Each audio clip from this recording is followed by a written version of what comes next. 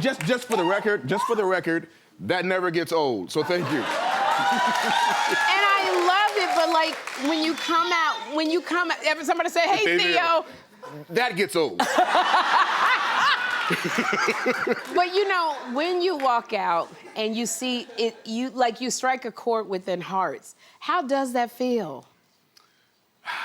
You know what? My experience, coming out the box on that show, that had such it wasn't just like the #1 show in the world. It was a show that had such an impact on the world, absolutely, on white America, on Black America, and that's something that I will always be proud of being associated with. Yeah, and also I think it is.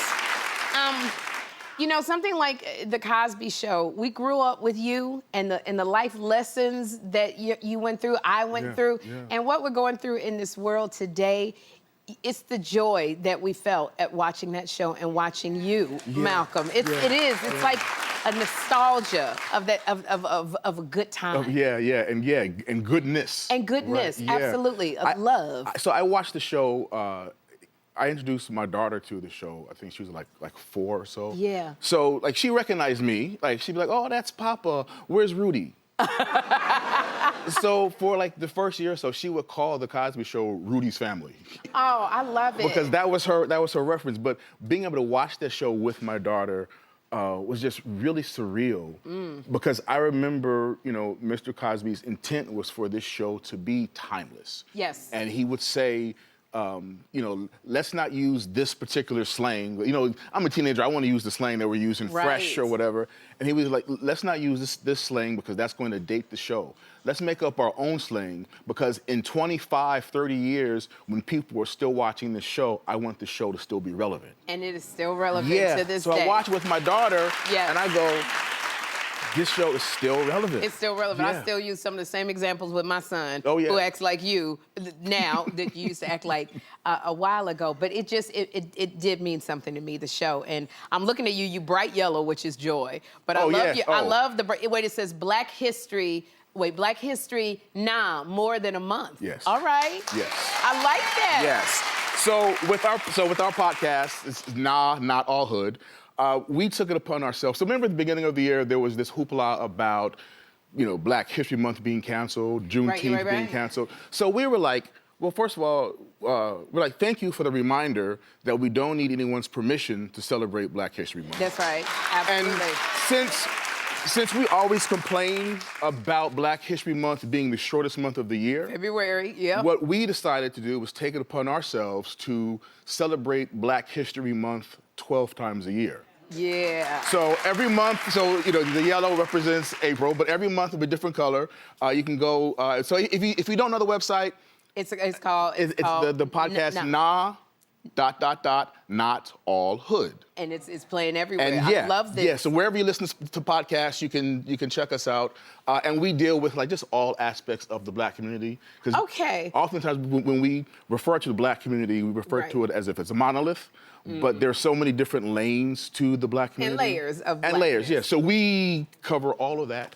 But all that to say, I brought you Oh, you brought me one. Thank you. I was like, I know you didn't. Yes. I know you didn't come and bring me one. And just for the record, so I've been doing this my whole life, obviously. You're the second person I've ever brought a gift to. Really? Yeah. See? The first time I brought a gift to Arsenio Hall. My mom made some cookies. Really? And I brought Arsenio some of my mom's cookies. Okay, well, not that I wouldn't have liked the cookies, but I do love my T-shirt. I love this, and because, okay, I listen to your podcast. I love it, Not All Hood. I cannot believe you were talking on the podcast that you didn't know that catfish is eaten with spaghetti. Now I know that's fettuccine Alfredo. Okay. I thought that was me for a second. No. We couldn't find a spaghetti picture. But catfish you didn't know that catfish was eaten with spaghetti, Malcolm. In Chicago, we eat catfish with spaghetti. And I love it because we're not all monolithic. Right. So we do it with spaghetti. Like, I love the fun aspects of the show as well. Sure. So that's the one thing. I'm going to make you some catfish with some spaghetti. Give me my T-shirt. Look, I'm making you some catfish with spaghetti. As long as it's got hot sauce. I'm gonna put the hot sauce in it. I'm gonna put the hot sauce. You gonna make the spaghetti wearing the t-shirt? I will wear the t-shirt. I'm gonna post it. You know, you be asking for a lot, Malcolm, but I'm gonna do it. I love you, and I'm gonna do it. But you know, and you talk about this experience, and you know, you're inspired by others. You inspire me, and I know that Phylicia Rashad was here. Phylicia Rashad was here just a little bit ago. And when I tell you I was sitting across from her, I was in awe of Phylicia Rashad. Yeah. I try to soak up all the wisdom I can when I'm around her. Does somebody like her, does she give you advice still? You know, it's funny you ask, because I called Phylicia, this a couple of years ago. Yeah. And I was kind of going through a period that I was having a struggle with hopelessness. Oh, okay. And it was just really, you know, the world is just in a dark place. Yeah. And I called Phylicia, and I just asked her, you know, Phylicia, you seem to, you know, she's always grounded, and always centered. So I said, you know, how do you deal with hopelessness? And she said, baby, baby, you just have to, I just have to remember that we've been here before, right? She said, all the stuff we're going through, we've been through some version of it. She said, the light and the dark have to coexist. They always have, they always will. You can't have the light without the dark. Wow. And that really put things into perspective for me. So I may still have those bouts with hopelessness every now and then, but they're shorter. Okay. Because I remember that. Right. You know, And the necessity of the light and the dark. And it's really nice that you could call Phylicia up to get that wisdom that she's learned over the years. Yeah. To get it from her. You know, we spend a lot of our lives together, so Yeah.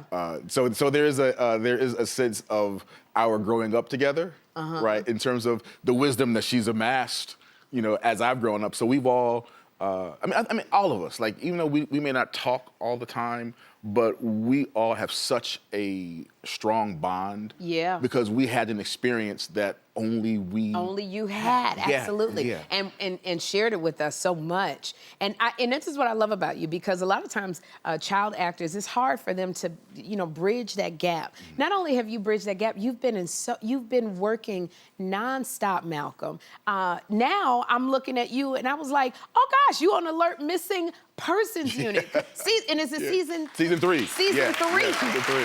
Season 3. Like, and you brought us a clip. Let's take a look at the clip. Does the name Raina Stefanos mean anything to you? No. Stefanos was serving 15 to 20 a month for felony assault.